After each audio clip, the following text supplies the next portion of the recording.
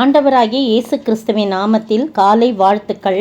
இன்றைய மன்னா, ஆனாலும் அதை செய்தவரை நீங்கள் நோக்காமலும் அதை ஏற்படுத்தி தூரத்திலிருந்து வரப்பண்ணினவரை கவனியாமலும் போகிறீர்கள். ஏசாயா 22 வசனம் 11 பின்பகுதி. அதில் பார்த்தீங்கன்னா இது என்ன சம்பவம்னா, அசிரிய ராஜா இவங்களை எதிர்த்து எருசலேமுக்கு விரோதமாக, எசேக்கியா ராஜாவுக்கு விரோதமாக அவர்கள்லாம் எதிர்த்து போராட வராங்க. அப்போ தங்கள் தலைநகரமாகிய எருசலேமை அழிக்கிறதுக்கு அவங்க வரும்போது எசேக்கியா ராஜாவும் யூத மக்களும் என்ன பண்ணுறாங்க, உடனடியாக கர்த்தர் என்ன பண்ணல, அவங்க தேடாமல் பாதுகாப்பு ஏற்பாடு செய்கிறாங்க. என்ன பாதுகாப்பு ஏற்பாடு செய்கிறாங்க பார்த்தீங்கன்னா, எருசலேமில் வீடுகளை எண்ணி அலங்கத்தை அரணிப்பாக்கும்படி வீடுகளை எடுத்து 2 மதில்களுக்கு நடுவே பழைய குளத்து தண்ணீர்களுக்கு ஒரு அகழை உண்டு பண்ணுவீர்கள். எல்லாம் நீங்கள் செய்கிறீங்க.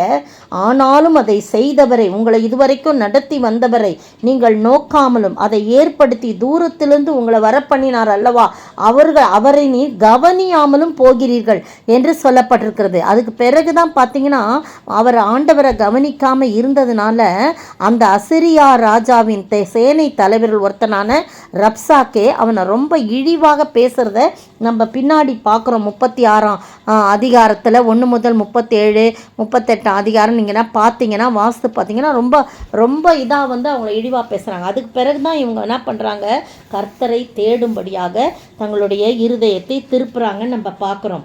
இந்த அருமையான வேளையில் அது பாருங்கள், 12ஆம் வசனம், சேனைகளின் கர்த்தராகிய ஆண்டவர் அக்காலத்திலே, நீங்கள் கவனியாமல் போனதுனால அக்காலத்திலே அழவும் புலம்பவும் மொட்டையிடவும் ரெட்டுடுத்தவும் கட்டளையிட்டார். பாருங்கள், சேனைகளின் கர்த்தர் என்ன சொல்கிறாரு, நீங்கள் கவனியாமல் போயிட்டீங்க. ஆனால் நீங்கள் என்ன செய்யணும், அழுது புலம்பணும், மொட்டையிடவும் உங்களை ஒடுக்கி கொள்ளவும் ரெட்டுடுத்தவும் கட்டளையிட்டார்.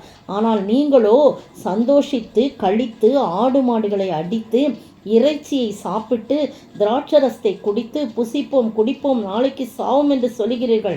மெய்யாகவே நீங்கள் சாகும் மட்டும் இந்த அக்கிரமம் உங்களுக்கு நிவிர்த்தி ஆவதில்லை என்று சேனைகளின் கர்த்தராகிய ஆண்டவர் சொல்லுகிறார் என்பது என் செவி கேட்கும்படி சேனைகளின் கர்த்தராலே தெரிவிக்கப்பட்டதுன்னு ஏசாயா தீர்க்கன் மூலமாக அது சொல்லப்பட்டிருக்குது. பாருங்க, இந்த நேரத்தில் உபவாசித்து அழுது ஜெபிக்க வேண்டிய காலம் இருக்குது. ஆனால் அந்த நாட்களில் கொண்டாட்டங்கள் ஈடுபடுறது நல்லது கிடையாது. எந்த சூழ்நிலையிலும் நம்ம நம்பிக்கை இழக்கக்கூடாது. கர்த்தரையும் அவருடைய வாக்குறுதிகளை நம்பி அவரிடம் ஊக்கமாக வேண்டுதல் செய்து விடுதலை பெற்றுக்கொள்ள வேண்டும். அதற்கு அவரை கவனிக்க வேண்டும். அவரை கவனிக்காமல் வேறு நீங்களே நம்மளே என்ன பண்ணக்கூடாது, பாதுகாப்பை பண்ணிக்கணும் அப்படின்னு நம்ம நினைக்கக்கூடாது. நமக்கு நாமே பாதுகாப்பு செய்யலாம். ஆனால் கர்த்தருடைய துணையோடு, கர்த்தருடைய ஆலோசனையின்படி அவரை கவனித்து பார்த்து அவர் சொல்லுவதை, இவ்வளோ தூரம் நம்மளை நடத்தி வந்தார், அவர் என்ன சொல்கிறான்றத நம்ம ஆலோசனை கேட்காம சந்தோஷமாக அந்த நேரத்தில் புசிப்போம் குடிப்போம்னு சொல்லிட்டு ஆடு மாடுகளை அடித்து இறைச்சியை சாப்பிட்டு திராட்சரசத்தை குடித்து ஆண்டவர் சொல்கிறார், அழுது புலம்புங்க, உங்களை உபவாசிங்க, ரெட்டு கொள்ளுங்கன்னு கட்டளை இடுறார். ஆனால் அதை என்ன பண்ணல, அவங்க கவனிக்கவே இல்லை. நீங்களும் அதுக்கு பிறகு உணர்ந்து என்ன பண்ணுறாங்க, 36ஆம் அதிகாரத்தில் நீங்கள் படித்து பாருங்கள்.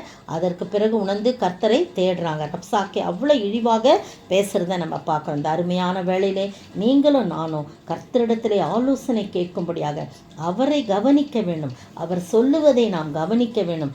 அப்பொழுது சர்வ வல்லவர் நம்மை பார்த்து நம்மை ஆசீர்வதித்து உயர்த்துகிற தேவனாயிருக்கார். நம்மோடு கூட இருந்து நமக்கு விரோதமாய் வருகின்ற அசிரியனாயிருந்தாலும் எவனாயிருந்தாலும் யாராயிருந்தாலும் அவர்களை விழும்படியாக செய்து அவர்களை தோற்கடிக்க செய்தார் என்று சொல்லி பின்னாடி நீங்கள் 36ஆம் அதிகாரத்தில் பாருங்கள். எவ்வளவு கொக்கரித்து எவ்வளவு அட்டகாசமாக பேசி இந்த எசேக்கியா ராஜாவையும் அவங்க யூத மக்களையும் என்ன பண்ணுறாங்க, யூதா மக்களையும் அவங்க என்ன பண்ணுறான், ஒரு அவிசுவாசத்துக்குள்ளே கொண்டு வரணும், விசுவாசத்தை வழி போகணும்னு எவ்வளோ சொல்கிறாங்க. ஆனால் அதெல்லாம் நடக்கலை. இவங்க விசுவாசத்தோடு அப்போவே அப்படி இருந்தால் உடனே விடுதலை கொடுத்துருப்பா. ஆனால் அப்போ கவனியாமல் அவங்க வேற தங்களுக்கென்று பாதுகாப்பு தேடினதுனால தோல்வியை தான் அடைந்தாங்க. ஆனால் கர்த்தரை தேடினவுடனே அவங்களுக்கு விடுதலை கிடைத்தது என்று சொல்லி நாம் பார்க்கிறோம். அருமையான வேளையிலே நீங்களும் நானும் கர்த்தரை கவனித்து பார்ப்போமா, ஜெபிப்போம். கர்த்தரையே கவனிப்போம், அவர் சொல்வதையே கவனிப்போம். கர்த்தரையே கவனிப்போம், அவர் சொல்வதையே கவனிப்போம். வல்லவர் நல்லவர் சர்வ வல்லவர் என்றே பாடுவோம். வல்லவர் நல்லவர் சர்வ வல்லவர் என்றே பாடுவோம். சோத்தரிக்கிற ஆண்டவரே, துதிக்கிற ராஜா, உண்மையே நாங்கள் கவனித்து பார்க்க, உண்மை கவனிக்காவிட்டால் எங்களுக்கு தோல்விதான் ஆண்டவரே. உம்முடைய வார்த்தைகளை நாங்கள் கவனிக்க வேண்டும். நீ செய்ததை நாங்கள் கவனித்து பார்க்க வேண்டும். எங்களை நடத்தி வந்ததை நாங்கள் கவனித்து பார்க்க வேண்டும் ஆண்டவரே. அப்படியாய் கர்த்தாவே, நாங்கள் உண்மை கவனித்து பார்க்கும்போது எங்களுக்கு வெற்றியை கட்டளையிடுவீர். அப்படிப்பட்ட ஆசீர்வாதத்தை நாங்கள் பெற்று வாழ கிருபை செய்ய வேண்டும் என்று கர்த்தரும் மீட்பெரும் ராஜாவுமாகிய இயேசு கிறிஸ்துவின் விலையேற பெற்ற நாமத்தில் ஜெபிக்கிறேன் பிதாவே, ஆமென். நேற்றைய பதில், ஜீவனுள்ள தேவனுடைய கைகளில் விழுகிறது பயங்கரமாயிருக்கும்.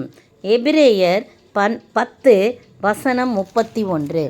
இன்றைய கேள்வி, யார் எதை அனுபவிப்பதை பார்க்கிலும் எதை அனுபவிப்பதையே தெரிந்து கொண்டார்? யார் எதை அனுபவிப்பதை பார்க்கிலும் எதை அனுபவிப்பதை தெரிந்து கொண்டார்?